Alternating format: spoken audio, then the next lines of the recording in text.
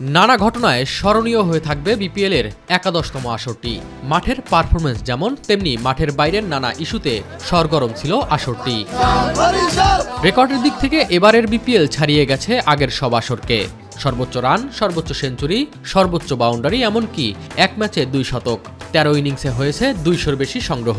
খুব কাছাকাছি ছিল আরও বেশ কয়েকটি। বলতে গেলে মাঠের পারফরমেন্সে বিনোদনের পূর্ণতা দিয়ে গেছে এবারের আসর।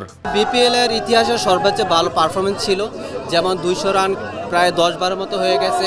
আর দেশি প্লেয়াররা তাদের খেলা মুভমেন্ট আরও উন্নতি হয়েছে।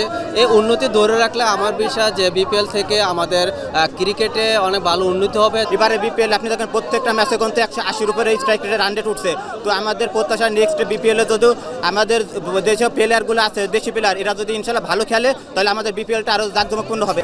তবে মাঠের বাইরের কিছু ঘটনা বিশ্বব্যাপী নেতিবাচক প্রভাব ফেলেছে দেশের সবচেয়ে দামি এই টুর্নামেন্টটি। খেলোয়াড়দের পারিশ্রমিক না দেওয়ার বিষয়টি নিয়মিত ঘটনা হলেও এবার ফ্র্যাঞ্চাইজি রাজশাহী ঘটালো কলঙ্কিত কাণ্ড। বারবার চেক বাউন্স, বিদেশি খেলোয়াড়দের মাঠ বয়কট, ক্রিকেটারদের হোটেল ছাড়তে বলা, এমন নানা নেতিবাচক কর্মকাণ্ড ছিল এবারই প্রথম। তাছাড়া মাঠে তামিম হেলস কিংবা সাব্বিরের সাথে উত্তপ্ত আচরণের একাধিক ঘটনাও প্রথম ঘটেছে।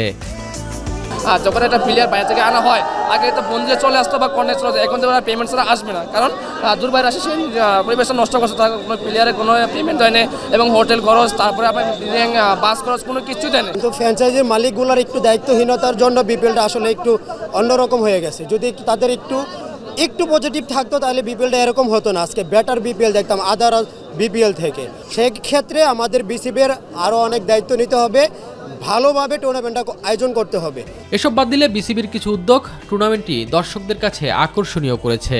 বিনামূল্যে পানি পান, ভালো উইকেট আর ব্রডকাস্ট, যা বজায় রেখে পরবর্তী আসরে আরও ভালো কিছুর প্রত্যাশা করছেন ক্রিকেট প্রেমীরা।